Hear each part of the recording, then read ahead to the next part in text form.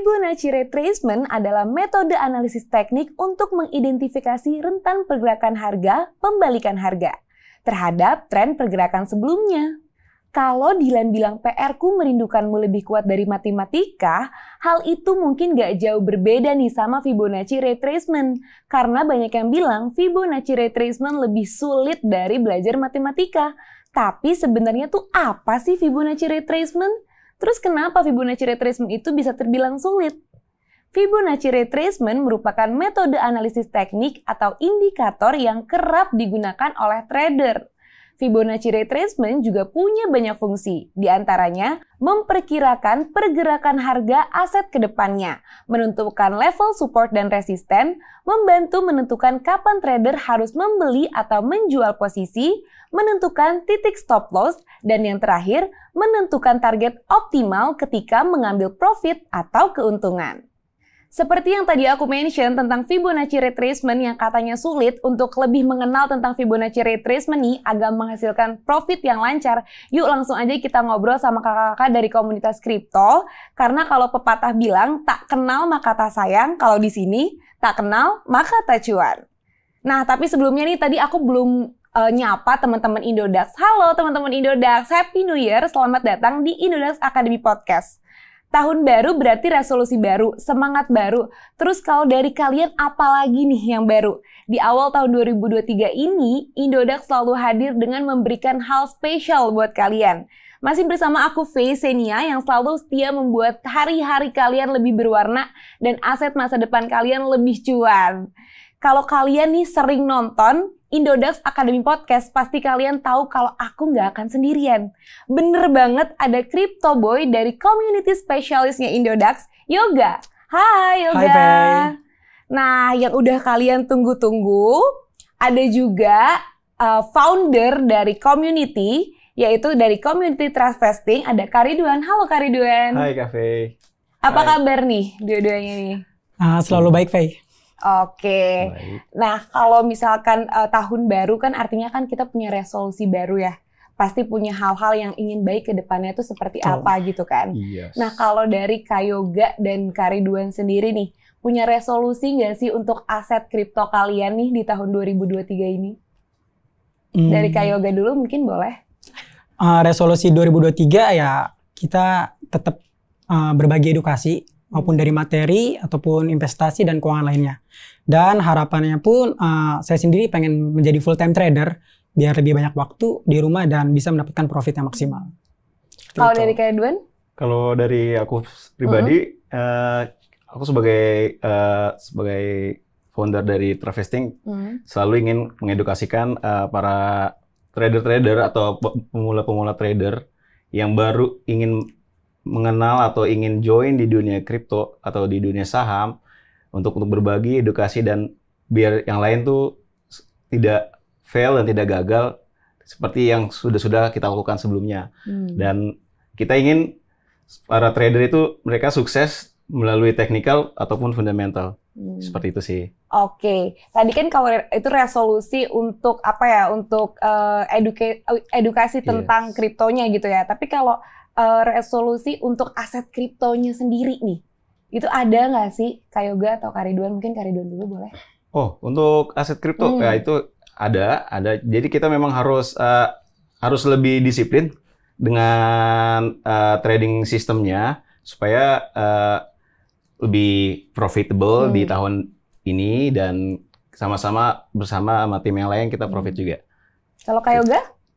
Kalau dari saya sendiri untuk trading sih lebih, ya betul seperti Kak Ridwan bilang ya, lebih ke disiplin, lebih konsisten, perbanyak tetap belajar, terus pahamin aja momentum-momentum di kripto gitu. Karena kan pasti ada fase di mana terjadinya kenaikan dan di mana terjadi penurunan. Jadi lebih prepare aja sih kalau siapin modal dan untuk masuk ketika dalam keadaan market bullish. Oke. Nah, kalau tadi kan kita ngobrolnya tentang resolusi nih ya.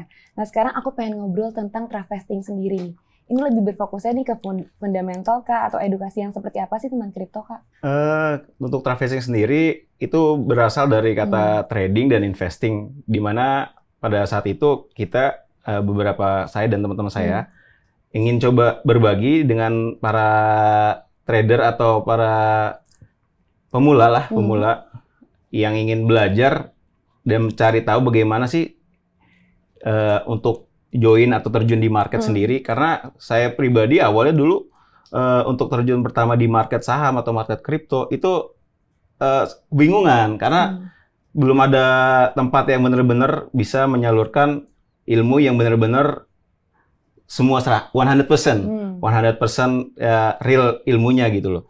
Jadi saya untuk mengedukasi Travesting ini tujuannya untuk mengedukasi para teman-teman yang berada di Travesting untuk belajar bersama-sama dan untuk sharing ke yang lain juga yang ingin belajar bersama-sama dengan kita. Tuh teman-teman, berarti ada wadahnya nih di Travesting ini gitu ya. Betul. Kalau tadi kita udah ngobrol tentang resolusi, terus tentang Travesting gitu kan, tuh tadi resolusinya tuh keren-keren banget. Tapi kayak yang tadi aku mention di awal nih, tentang Fibonacci retracement itu kayaknya jadi seksi banget gitu pembahasannya. Kenapa sih dibilang sulit gitu? Karena kan kalau misalkan kayak cowok-cowok atau cewek-cewek yang sulit gitu kan kayak hard to get tuh lebih bikin penasaran gitu kan. Bener gak sih? Iya, betul. Iya, nah ini makanya aku jadi seksi banget untuk dibahas. Kenapa Fibonacci retracement itu bisa terbilang sulit? Dan sebenarnya itu kalau untuk orang-orang awam nih yang mungkin belum tahu, itu sebenarnya itu apa sih Fibonacci retracement itu? Jadi Fibonacci retracement itu ditemukan oleh Alfonso de Pisa, ya, disebut dengan Alfonso Fibonacci. Dia seorang ilmuwan Italia, dan Fibonacci sendiri itu adalah struktur atau pola-pola di mana sering terjadi pengulangan. Yang which is tuh di kehidupan kita sehari-hari itu yang awalnya dari tidak ada 0, 1, jadi 1 ditambah 1 jadi 2 tambah 1, 3 dan seterusnya. Dan angka-angka tersebut 1, 1, 3, 5, 8, 13 jika kita bagikan, contohnya 3 dibagi 5 akan terdapat angka 0,617 dan 5 dibagi 8, 8 dibagi 13, dan itu adalah angka rasio dari Fibonacci sendiri, which is angkanya itu 0,618 atau bisa kita sebut juga 61,8%. Nah, dan itulah angka golden ratio dari Fibonacci sendiri itu Cafe. Gitu. Oke, kalau dari Kak Yoga mungkin ada? Kalau dari Fibonacci kita baik itu kita bisa melihat pergerakan sebelumnya. Nah, jadi kalau misalnya Fibonacci ibaratkan bisa mengidentifikasi dalam keadaan market bullish maupun bearish gitu. Nah, seperti Kak Ridwan tadi bilang kan, golden ratio itu penting banget di Fibonacci. Makanya di mana dalam keadaan bullish itu Fibonacci akan terkoreksi ataupun akan mengenai titik jualnya di area 0,618 atau 1,618. Seperti itu sih simpelnya. Oke, nah ini kita tapi belum jauh ke sana gitu ya. Kita mungkin baru mengupas luarnya dulu nih tentang si Fibonacci. Tadi kan disebutin tuh ada angka-angka gitu ya. Iya, Cafe. Sebenarnya tuh angka-angka itu fungsinya tuh untuk apa sih di dalam trading gitu? Angka-angka bilangan dalam Fibonacci ini gitu. Jadi angka bilangan Fibonacci itu terdiri dari 0, 21,8%, terus lalu ada 38,2%, 50%, 61,8%, dan sampai 100%, dan sampai atasnya lagi ada lagi ya, Cafe ya. Jadi itu angka-angka di mana yang diyakini sebagai angka matematik sebagai support dan resisten melalui Fibonacci dari teknik Fibonacci sendiri, di luar dari teknik dasar dari support resisten sendiri. Dan itu adalah angka-angkanya yang sudah terbuat oleh penemu sebelumnya itu. Itu angka itu. Oke, sekarang kita masuk ke golden ratio ya. Tadi kan Kak Yoga sempat mention sedikit tuh kalau misalkan golden ratio itu termasuk salah satu konsep yang penting nih di dalam Fibonacci retracement ini, gitu kan? Itu kenapa bisa terbilang penting? Terus kenapa juga ada istilah yang mengatakan kalau golden ratio ini tuh termasuk konsep yang sederhana gitu di dalam Fibonacci? Kak Yoga. Kalau dari saya sih kan Fibonacci kan lebih kuatnya kan di antara golden ratio ya. Nah, golden ratio itu yang biasa saya gunakan secara technical analysis. Saya lebih fokus untuk melakukan pembelian itu di area 0,618 sih. Karena banyak banget pemantulan, terjadinya rejection atau breakout atau semacamnya. Dan itu penting banget nih kalau misalnya kita membeli harus tahu golden ratio-nya. Seperti itu sih kurang lebih. Kalau dari Kak Ridwan sendiri? Untuk Fibonacci ini kenapa dibilang golden ratio? Karena yang tadi di awal saya terangkan itu angka-angka dasar dari bilangan-bilangan itu sendiri secara alami itu sudah menunjukkan angka 0,618 KV. Jadi di mana sebelum angka 61,8% itu ada 50% yang diyakini apabila ada suatu tren yang bergerak naik yang kita sebut primary trend dan dia akan terkoreksi hingga 50%. Lebih sering 50% dan di antara 61,8%. Dan di area tersebut kita sebut dengan golden ratio. Yes. Nah, mungkin sekarang kita menarik isu yang lebih teknis gitu ya. Sebenarnya langkah-langkah apa aja nih yang harus dilakuin kalau kita mau menggunakan Fibonacci retracement gitu? Kalau Fibonacci retracement itu pertama kita harus lebih mengetahui dulu arah tren. Nah, biasanya kalau untuk Fibonacci ini lebih dominan itu gunakan tren bullish maupun bearish. Nah, kalau untuk bullish sendiri, kita bisa lebih mengetahui titik swing low maupun swing high. Nah, swing low itu yang dimaksud dengan titiknya lower. Atau swing high yang dimaksud dengan titik high. Nah, simpelnya aja. Jadi, kalau kita sudah mengetahui swing low, swing high, kita tinggal melakukan penarikan Fibonacci-nya. Nah, untuk swing low itu biasanya untuk dalam keadaan uptrend itu higher low. Nah, untuk swing high itu titiknya higher high. Nah, jadi teman Idodax bisa melakukan penarikan dari swing low ke swing high. Nah, maka dalam keadaan Fibonacci higher high itu kan itu titik tertingginya ya. Berarti dia akan koreksi. Nah, koreksi itu dia akan menuju ke golden ratio. Nah, golden ratio-nya seperti apa? Seperti Kak Ridwan tadi bilang, area 0,50 dan area 0,118. Nah, pasti dalam keadaan bullish dia akan melakukan konfirmasi pembalikan. Yang dimana dari higher high ke higher low, lalu dari higher low sendiri menuju ke higher high selanjutnya. Seperti itu. Oke, kalau dari Kak Ridwan mungkin mau nambahin? Sudah jelas dengan Kak Yoga ya. Memang dari pergerakan harga primary trend itu akan dia membuat retrace atau pelemahan sementara yang sifatnya sementara itu hingga 0,5 atau 0,618. Dan di area itu dan kita yakini apabila trennya sedang uptrend atau trend bullish dan kita menunggu konfirmasi di area 0,618 dan diikuti dengan beberapa momentum lainnya. Gitu. Nah, tadi kan kita udah bahas nih tentang Fibonacci retracement kan. Tapi aku sebelumnya pengen nanya dulu, aku agak kepo gitu. Sebenarnya udah seberapa lama Kak Yoga sama Kak Ridwan nih menggunakan konsep Fibonacci retracement ini gitu Kak Yoga? Kalau saya sendiri saya menggunakan Fibonacci, saya riset selama 2 tahun sih. Nah, jadi saya coba-coba nih dari iseng untuk menarikan nih swing low dan swing high. Ternyata memang sering banget nih terjadi pemantulan di area garis Fibonacci. Nah, disitulah saya belajar lebih dalam hingga sekarang dan saya lebih mengetahui tentang golden ratio, titik dari take profit, ataupun titik pembeliannya. Seperti itu sih, Pak.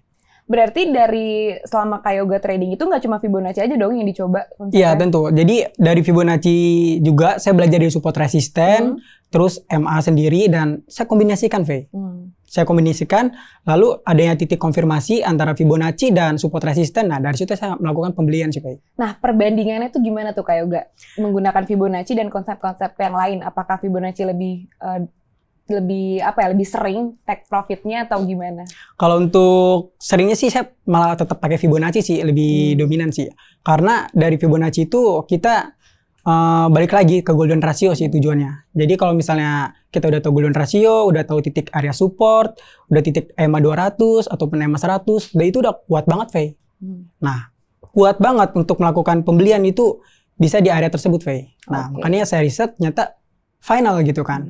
Disitulah saya percaya diri untuk menggunakan Fibonacci dan melakukan pembelian. Oke, berarti lebih sering ya? Setelah menggunakan Fibonacci itu lebih sering gitu ya? Sering banget, Faye. Oke, kalau Kak Ridwan gimana nih? Kalau saya sih, saya sudah 2 tahun lebih juga. Cuman awalnya sih memang saya cuman belajar dan menggunakan support resistance basic saja ya. Lalu setelah saya mengenal Fibonacci dan saya mendalami Fibonacci sendiri, dan itu lebih saya sering pakai. Karena memang lebih akurat. Berawal dari keresahan saya sendiri sih, ini harga mau sampai ke berapa sih? Sedangkan kita harga setelah itu sudah menembus all time high-nya. Dan kita nggak tahu akan sejauh mana harga ini akan bergerak, memantul ke atas. Dan disitulah tools yang kita gunakan untuk mengetahui next level resistance di 161,8%. Atau kita sebut 1,6 Fibonacci ratio. kayak gitu kafe. Nah, kalau dari Kak Yoga tadi kan udah beberapa kali take profit lebih sering gitu ya. Sebenarnya tuh untuk take profit menggunakan konsep Fibonacci retracement ini tuh strateginya tuh apa gitu? Mungkin boleh dikasih tips ke teman-teman Indodax gitu. Mungkin kayak apa sih Kak kira-kira nih strateginya gitu? Kalau untuk take profitnya ya kita tinggal tarik Fibonacci sih tepatnya. Biasanya kalau untuk melakukan take profit dalam keadaan uptrend, Faye bisa tahu nih titik dari swing high maupun swing low.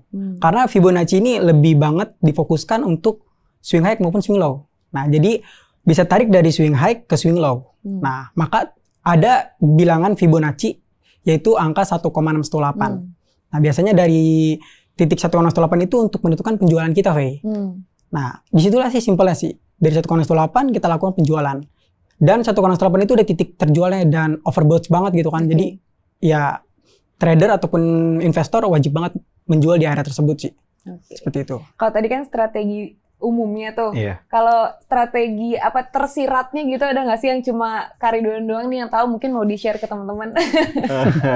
Ada sih. Itu jadi sebelum kita mengetahui next level di 1,618 itu, ada level di mana 1,218 ya. Di situ sering terjadi pemantulan juga karena kebanyakan dari trader berharap expect-nya kalau harga akan memantul sampai 1,618.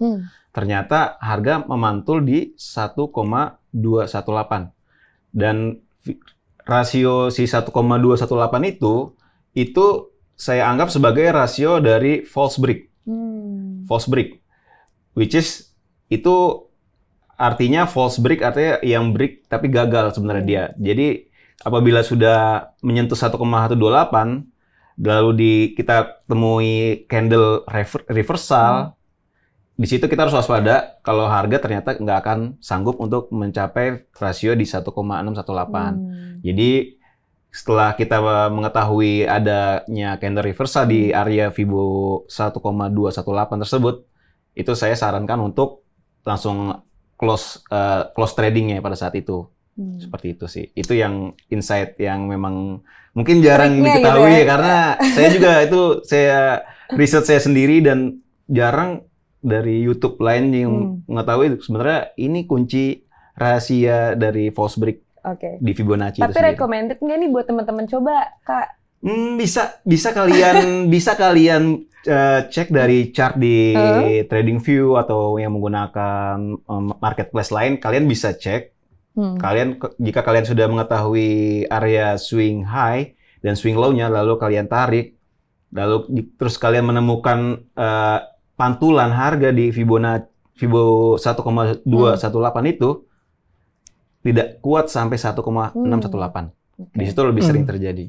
Itu. Oke, berarti recommended ya, teman-teman. Bisa teman-teman cek sendiri deh. Oke nih, aku sekarang mau narik isunya tuh lebih ke finansial mungkin ya. Gimana sih cara menentukan jual dan beli Fibonacci ini dalam kondisi bearish? Oke, kalau untuk menentukan pembelian dalam kondisi bearish sih sebenarnya kita sebagai trader harus menghindari sih dalam keadaan bearish ataupun downtrend ya. Nah, sebenarnya bisa nih Faye untuk membeli dalam keadaan downtrend. Tapi kita harus terlebih dahulu mengetahui. Nah, mengetahui itu kita harus tahu titik take profit dalam keadaan downtrend itu sudah di Fibo 1,618 tidak. Jadi kalau misalnya candle saat itu sudah bergerak di Fibonacci downtrend di take profit 1,618, nah kita bisa langsung melakukan pembelian di area lower low itu, Faye. Jadi pastikan ada titik lower low lalu menuju ke lower high. Nah, trader atau investor bisa melakukan pembelian di area lower low-nya, lalu menjual di lower high. Seperti itu sih. Jadi ya untuk downtrend sih kita lebih prepare, lebih menunggu titik take profit di area 1,18 downtrend, baru melakukan pembelian. Kalau dari Kariduan ada nggak mungkin? Ya, sarannya nih, sarannya. Ya, menambahkan dari Kak Yoga ya, dari setelah kita entry di Fibo 1,618 dan kita sudah mengetahui ada reversal di area tersebut dan kita tarik dari lower high ke lower low, tarik Fibonacci-nya ya, toolsnya, lalu kita temui area 0,6 atau 0,5. Di situ area untuk take profit. Tapi kalau untuk saya sendiri tergantung dengan teman-teman ya. Teman-teman tipe trader seperti apa, yang scalping atau yang swing. Kalau saya sendiri tidak menyarankan untuk counter trend, karena itu resikonya kita berlawanan dengan tren itu sendiri. Kita di saat tren sedang bearish, tapi kita malah untuk membeli set buy. Sebenarnya itu tidak dianjurkan, tapi untuk para trader-trader yang scalping atau yang beresiko tinggi, ya itu tidak masalah. Tapi kalau saya sih tidak menyarankan. Lebih baik kita menunggu saat dia terbentuk di lower low di Fibo 0,6, lalu kita untuk set short sell di area tersebut. Tapi jangan terlalu terburu-buru gitu ya, Kak. Harus lebih teliti juga gitu ya. Betul. Oke, kalau tadi cara menentukan jual dan beli dalam kondisi bearish, nah gimana kalau misalkan cara menentukan jual dan beli dalam kondisi bullish nih Kak Yoga? Kalau untuk dalam kondisi bullish, kita bisa melakukan pembelian ya. Nah, pembelian ini kita harus lebih tahu pergerakan arahnya dulu nih bullish. Kalau bullish berarti kan terkonfirmasinya terbentuk awalnya itu lower, lalu ke atas menuju high, lalu ke bawah menuju higher low. Nah, untuk Fibonacci sendiri kita tarik dari swing low ke swing high. Nah, higher low-nya itu titik untuk melakukan pembelian. Jadi jangan salah nih teman Indodax. Kalau melakukan pembelian dalam keadaan bullish, baiknya tunggu di area higher low. Nah, higher low sendiri itu terkonfirmasi dengan golden ratio 0,5 dan 0,18 ya Coach ya.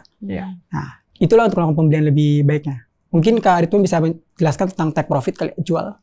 Ya, untuk take profitnya setelah kita entry dengan beberapa momentum, ya contohnya sudah di overbought dan berada di support, dan kita temui juga ada beberapa candle reversal atau small base, kita set entry untuk buy dan kita tarik Fibonacci tools-nya dari higher high ke higher low sebelum higher low tersebut.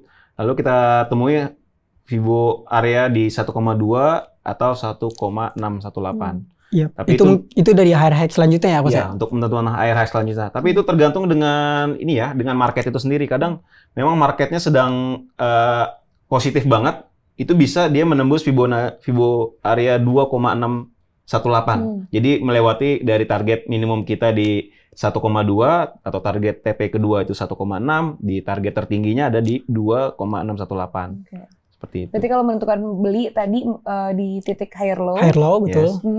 Di golden ratio, lalu untuk melakukan penjualan di higher high. Di higher high-nya ini di area 1,618, V. Jadi kita ya langsung jual aja, nggak perlu nunggu-nunggu lagi. Seperti itu sih simpel ya. Oke, ini seru banget ya. Kita ngobrolnya dari tadi seru banget sampai nggak terasa nih. Ini kita udah sampai pertanyaan terakhir. Oke, nah dari selama nih menggunakan Fibonacci retracement nih, itu seberapa efisiensinya sih? Coba deh buat teman-teman Indodax tuh yakin gitu, seberapa efisiensinya nih Fibonacci retracement ini? Dalam Fibonacci sendiri, balik lagi ya, V ya, kita lebih mudah aja gitu untuk melakukan penarikan garis Fibonacci, lalu untuk menentukan pembelian, lalu untuk menentukan penjualan gitu kan. Nah, dari uptrend sendiri kita tahu HL, higher low 0,5 dan 0,18, lalu higher high 1,272 dan 1,18 gitu kan. Nah, simpel aja, udah tahu tren, beli lalu jual. Kayak gitu sih simpel ya. Kalau dari Kak Ridwan sendiri? Saya sih sangat kuat yakin dengan Fibonacci tools itu sendiri gitu. Karena itu memang tools yang sangat efektif dan melihat level-level resisten atau level-level support yang akan ditemui dia akan datang. Seperti itu. Jadi saya sangat yakin dengan tools Fibonacci ini sendiri. Dan walaupun konsepnya tuh manual gitu ya, nggak pakai indikator apapun gitu ya Kak? Iya. Berarti efisien ya? Efisien. Oke deh, thank you so much Kak Yoga nih udah nemenin hari ini. Yo, sama-sama. Kak Yoga ini crypto boy sebutannya kalau di sini ya. Boys. Kayak kita satu teknik nih, Coach. Yes.